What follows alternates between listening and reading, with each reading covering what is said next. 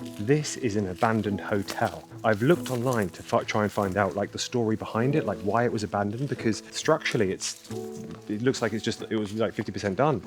And then they obviously just stopped building it. I know there'll be a few people freaking out at me saying, you shouldn't be doing that with your kids, but like, I'm an 80s kid. I grew up doing stuff like this. It didn't do me any harm, did it? Oh, the glamour. I should have taken my bum bag off for that. Oh, I think I pulled something in my shoulder. Oh, that didn't feel good. I legit just pulled something in my shoulder. Anyway, yeah, let me show you around this place. So you can see the room I've just jumped in here. Like this would have been the room, obviously. That would have been the window. And you can even see like, there's the cupboard, would have gone there. There's a bathroom, which is very dark, so you probably can't see it, but the bathroom has gone there. Look, it's even got tiles and everything. We've even gone as far as to tile some of the bathrooms. I would love to know like the story behind it, like why it went under, or why somebody didn't step in and finish the project. Like, careful where you're walking, boys.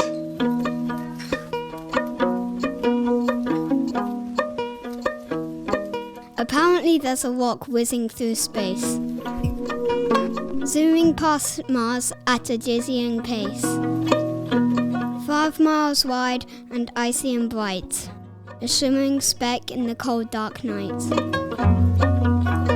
It's definitely aliens, some people cried, while others just smirked and rolled their eyes wide.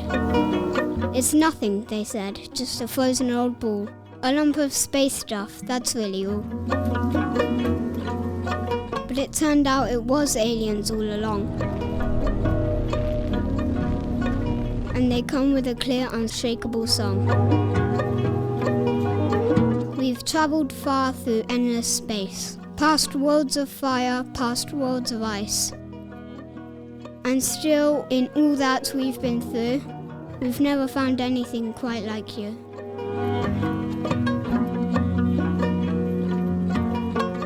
You take the earth and make it sing. From mud and stone you fashion kings.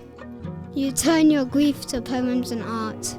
You hold the fragile in your heart. You dream of things that don't yet live. Then breathe them to life, then choose to give.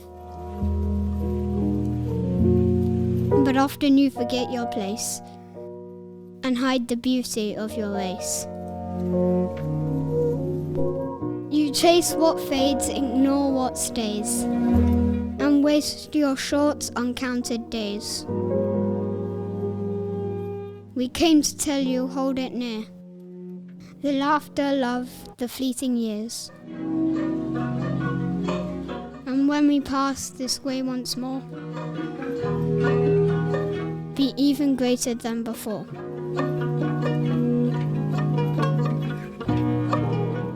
They didn't stop by for tea or cake.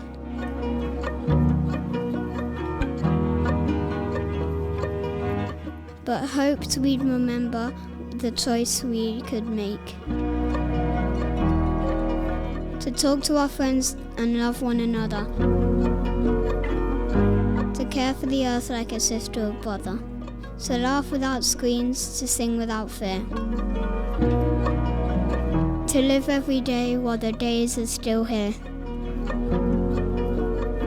Then whoosh, they were gone, just a glittering dot. And maybe they thought we'd remember, or not. But space has a way of reminding us all that the things that feel big might be perfectly small.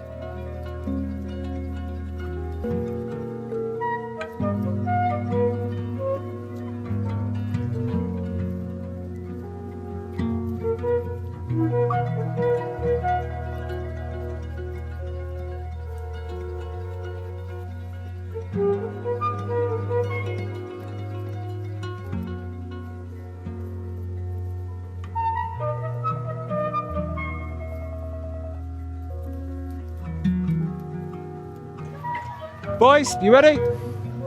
We playing or not? Come on then, let's go.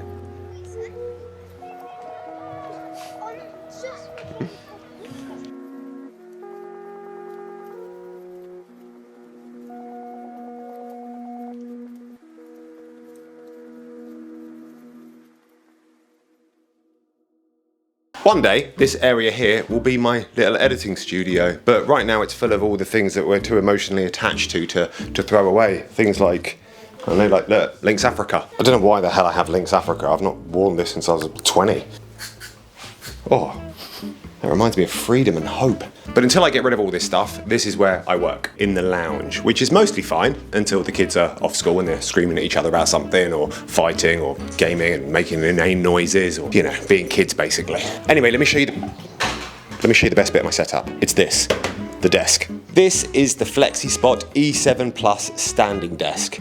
It goes from sitting to standing with a touch of one button. It's rock solid at full height and holds up to 160 kg, which is more than both of my kids. It has a cable management system, memory presets, even a USB port. I've set my perfect heights, so whenever I'm editing or emailing or doom scrolling, it just works. I have it in the standing mode pretty much 90% of the time, because when I sit down too much, I just feel like a melted candle. And it even comes with a 10-year warranty, which lasts longer than most celebrity marriages these days. But this isn't the only piece of furniture that Flexis Spot make. We've also got this.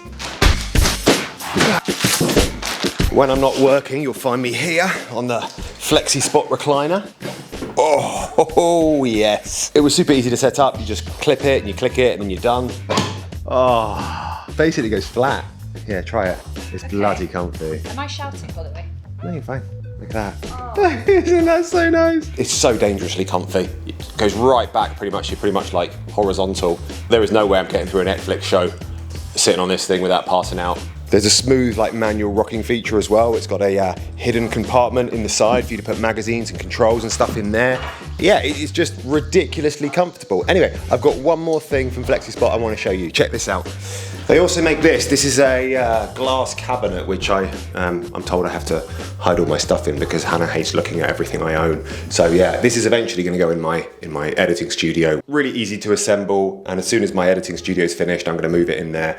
Check the description below. There's going to be a bunch of discounts for all of these products I just mentioned. Thank you so much to Flexis Spot for sponsoring this week's video. On with the show.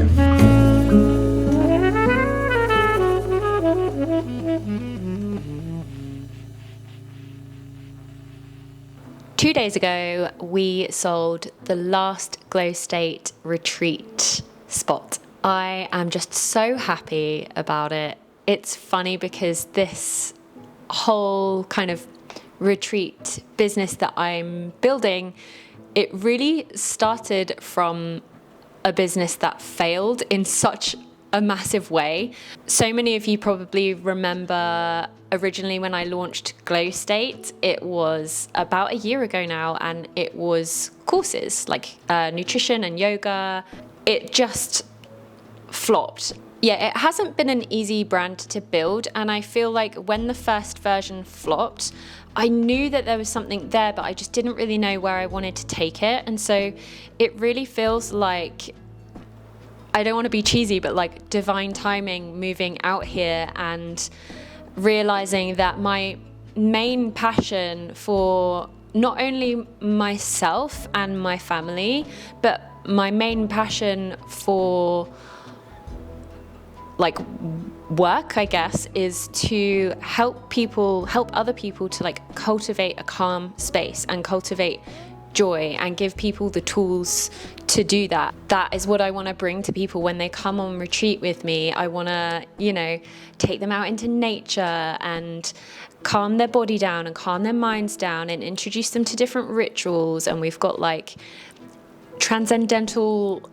sound bowls and breathwork experts. So essentially, I have built an itinerary that I would love to experience myself. I feel like everything is very grounding, everything is very calming. The whole idea behind this business is to take people from whatever kind of daily stresses they experience and really ground them and pull them into this kind of calm state and just reset them to kind of go back out there, I guess, with knowing that kind of state is available to them and giving them the tools to kind of drop back into that in their daily lives. So yeah, I thought it might be interesting to kind of document the process of building this company and building this brand and sharing the vision. eventually it's something that I would love to be doing more of each year. Obviously going to see how the first couple go, because I feel like I'm going to learn so much from the first couple of retreats, and I feel like I've learnt in my adult life that the failures and the mistakes that you make are never really the failures and the mistakes. They're actually the most useful things, because then you know what doesn't work and then you can go in and improve. It's kind of almost like you feel ashamed when something fails or you launch something and it flops. I just feel like I've learnt to flip that and be like, yeah, the first version failed, but this version would never exist if that other version had kind of soared. So, and now I feel like it's just way more aligned with the person that I have become over the last few years. One idea I had, looking a little bit further into the future after the first couple and kind of finding my feet and figuring out any like little teething issues or anything, was to host retreats but for Hindus. So like Hindus reimagined. So for people who perhaps don't want that kind of I guess traditional boozy, bar crawl, male stripper kind of situation for their Hindu. If they're looking for something, anyone who's looking for something more wholesome, maybe you just want to do a beautiful coastline hike and end with like a really nice brunch somewhere and a sea dip, and then just have someone to plan the itinerary and kind of guide you through it, someone who knows the local area, sorts out all your accommodation, takes all the stress away from it, and just to give people this like really calm and joyful few days in this incredibly beautiful, peaceful spot. I just think I would feel so much fulfillment from that. So yeah, I'm really excited about the potential for this and the fact that I feel like so passionate about it from the offset. And it's really kind of an extension of the joy and the love that I have for teaching my online yoga class every week. It's like the next step, I guess, so to speak. So yeah, I thought I would just bring you guys along behind the scenes and let you know how it all goes as I'm experiencing it. Anyway, thank you so much for watching this week's video. We will pop all of the links for everything in the description, and we'll see you all next week. Goodbye.